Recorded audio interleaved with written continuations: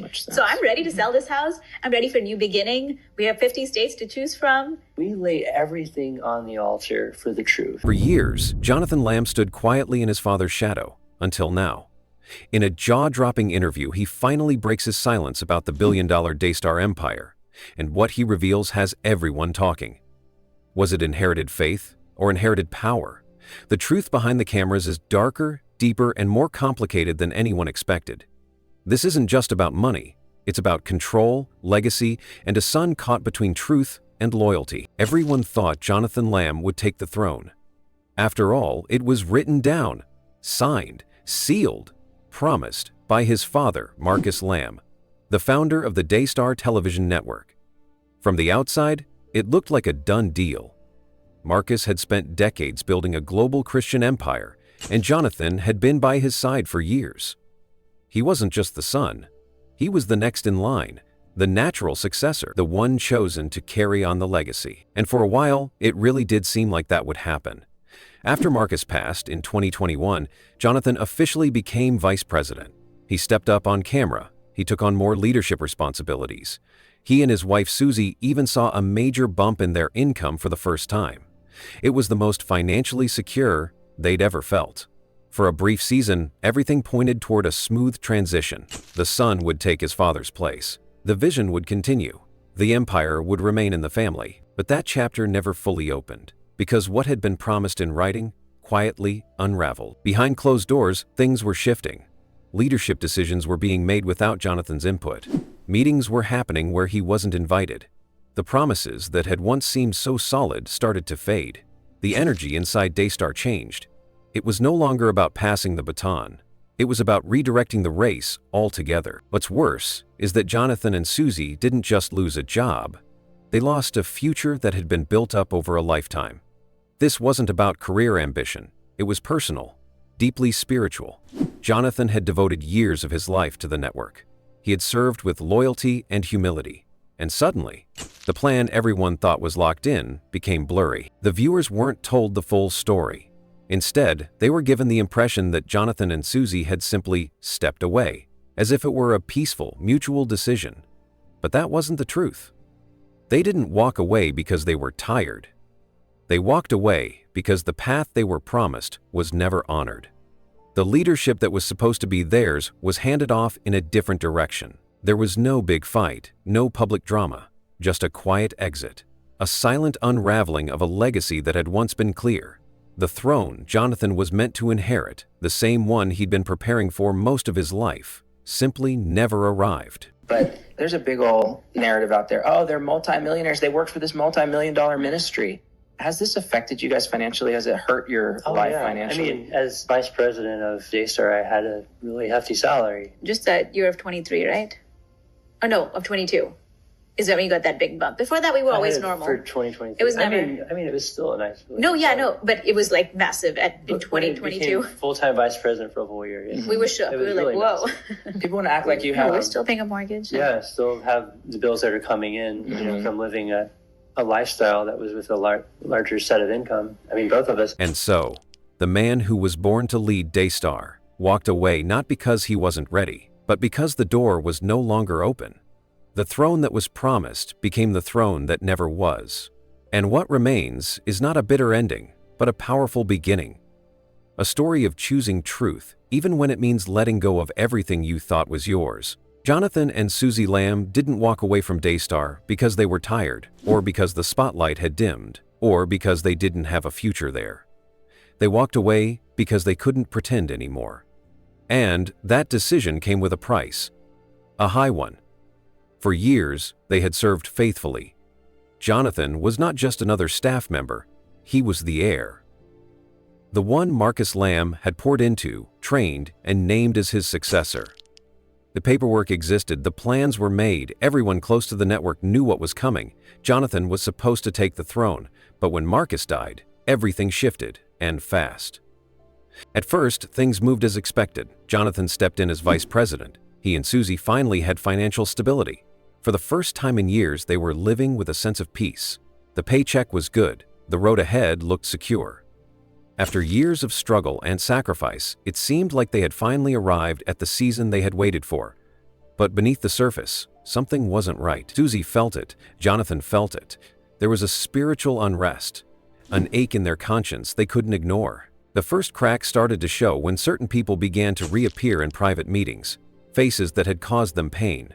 Conversations that had once been brushed aside as rumors now felt dangerously close to the truth. One of those rumors involved a Lamb family member, someone who had allegedly harmed their daughter.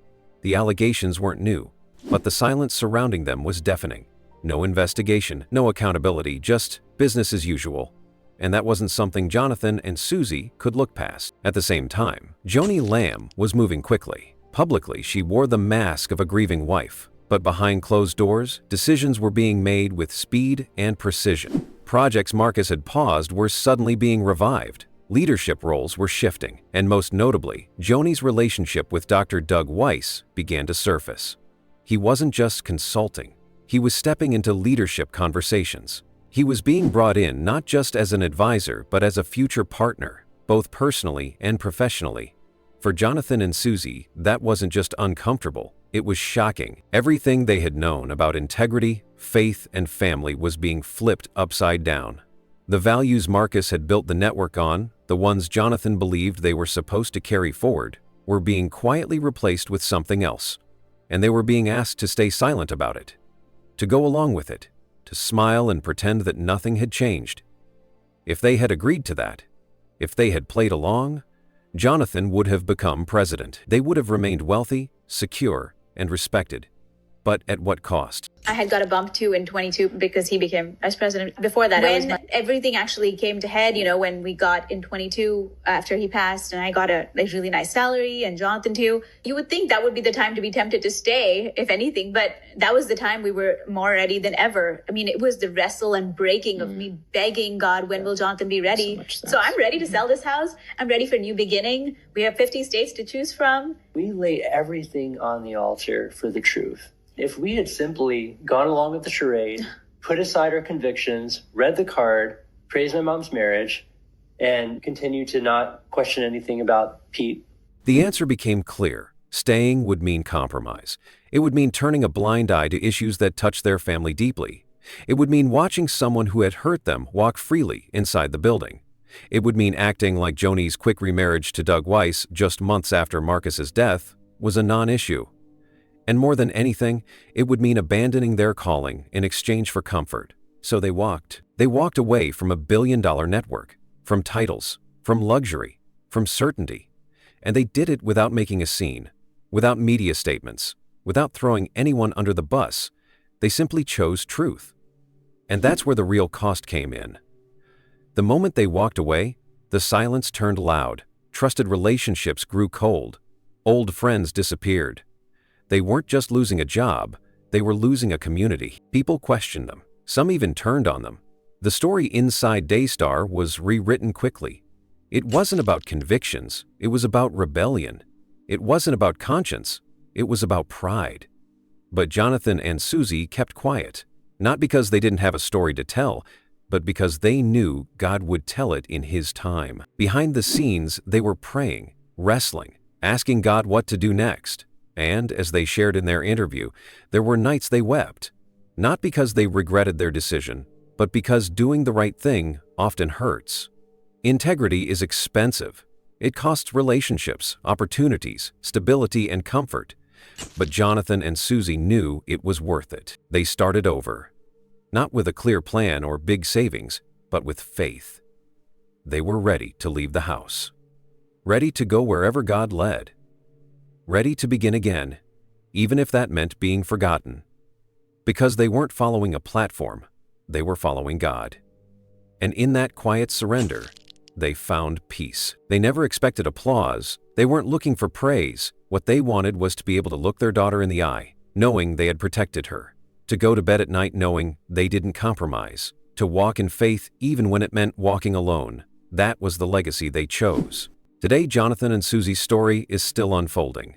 They're no longer tied to the name Daystar, but they are more grounded than ever in who they are. Their courage to walk away didn't just expose cracks in a system. It revealed what real faith looks like when tested. Not loud, not angry, just steady, quiet, and unshakably obedient. Because sometimes the biggest miracles don't come from climbing higher, they come from walking away when everything in the world tells you to stay. There comes a moment in every believer's life where they have to decide what matters most, comfort or conviction.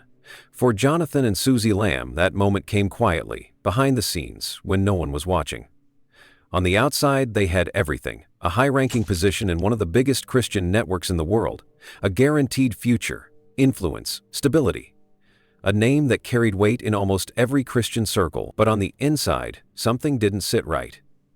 And it wouldn't go away. When Marcus Lamb passed away, it was assumed by viewers, staff, and the Christian world that Jonathan would carry the torch. It made sense. He was the son. He had been serving faithfully. He knew the vision. And Marcus had made it clear, even in writing, that Jonathan was the next in line. That was the plan. That was the promise.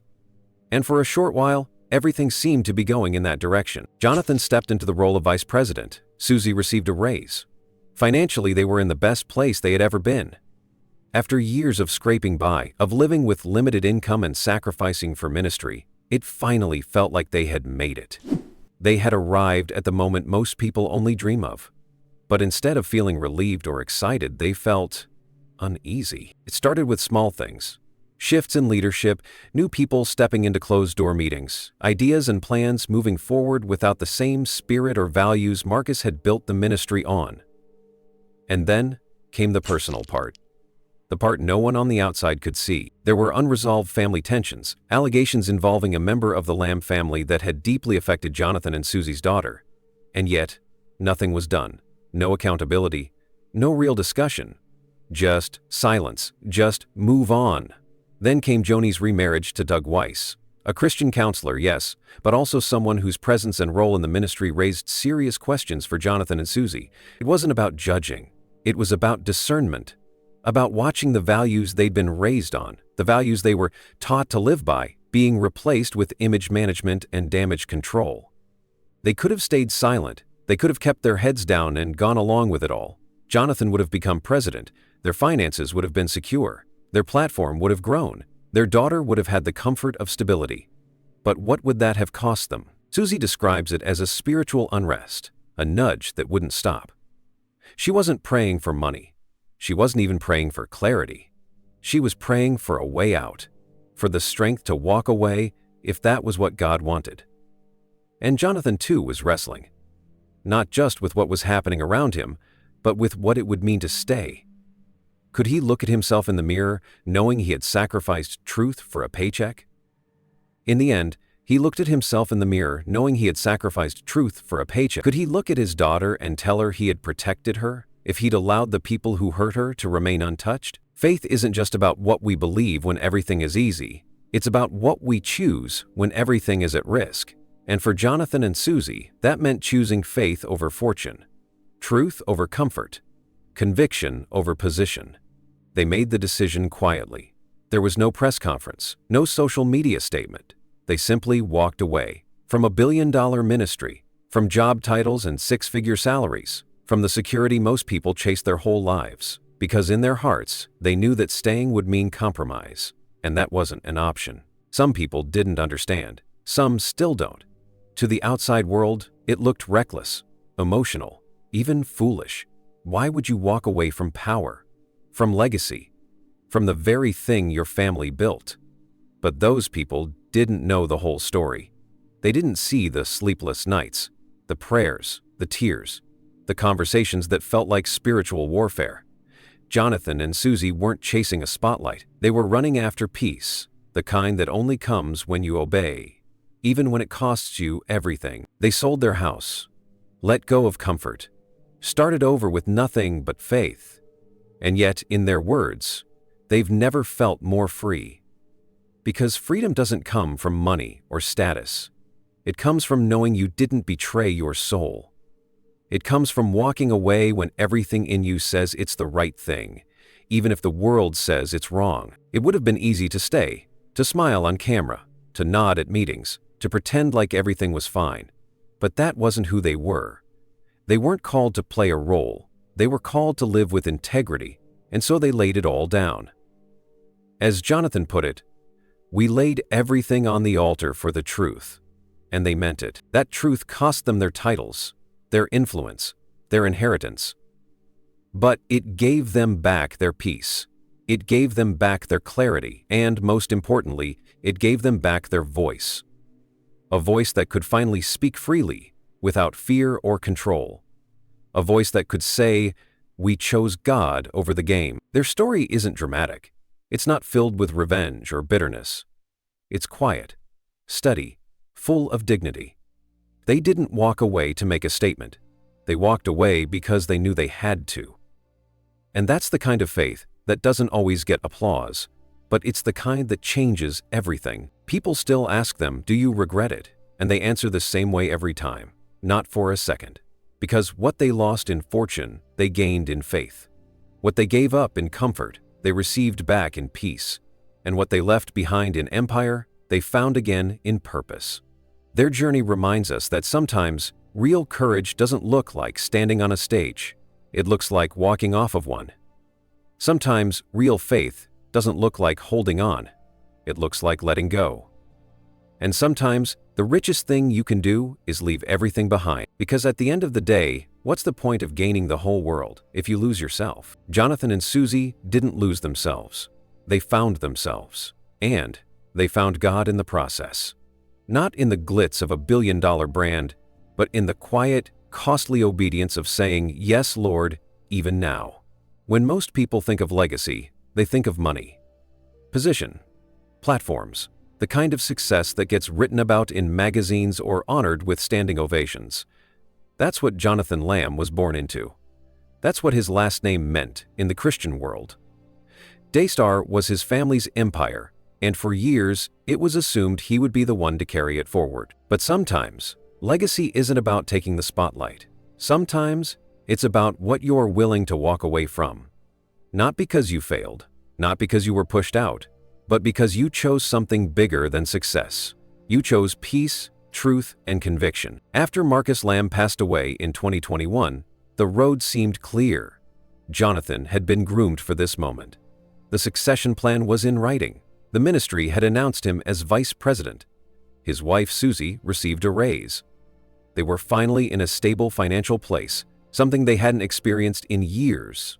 All signs pointed to a secure and powerful future. And yet, underneath all of that, a quiet storm was forming. The problem wasn't in the paperwork. It wasn't about qualifications. Jonathan was ready. But the values, the culture, the spirit of the ministry, they were changing fast. What used to feel sacred started feeling staged. What once was about faith now felt like image control. And when certain truths began surfacing, truths that touched their family in personal and painful ways, Jonathan and Susie were faced with a decision that no amount of preparation could have made easy. They could have stayed silent, could have followed the script. If they had smiled on camera, stayed in line, and said all the right things, the throne would have been theirs, no questions asked. But there was one problem. It wasn't just a network anymore. It wasn't just about who would be president. It had become a test of integrity. A test of whether or not they could still recognize themselves in the mirror. What hurt most wasn't the tension or the drama. It was the silence. The lack of action when things demanded a response. The lack of accountability when real harm was involved. The shift in priorities. It was all too much to ignore, and Jonathan knew if they stayed, they'd be complicit. So they left. Not with a press conference, not with bitterness, just quiet, peaceful resistance. They didn't fight. They didn't lash out. They didn't accuse. They simply stepped back and said no more. They turned down power, titles, and money to follow the quiet pull in their spirit. They chose faith over empire, truth over image. The legacy Marcus left behind was large, powerful, respected. But Jonathan wasn't called to preserve it at any cost. He was called to walk in obedience, even if it meant losing everything his father had built. That's not an easy thing to do. It's not glamorous. It doesn't come with applause or awards. But it's the kind of obedience that heaven sees. The kind that creates real legacy. Susie once said that peace isn't always found in stability. Sometimes it's found in surrender. And that's exactly what they discovered. In walking away, they found peace. Not the kind that comes from comfort, but the kind that comes from clarity. from knowing you did the right thing, even when it hurt, even when it cost you your platform, even when it meant stepping into the unknown.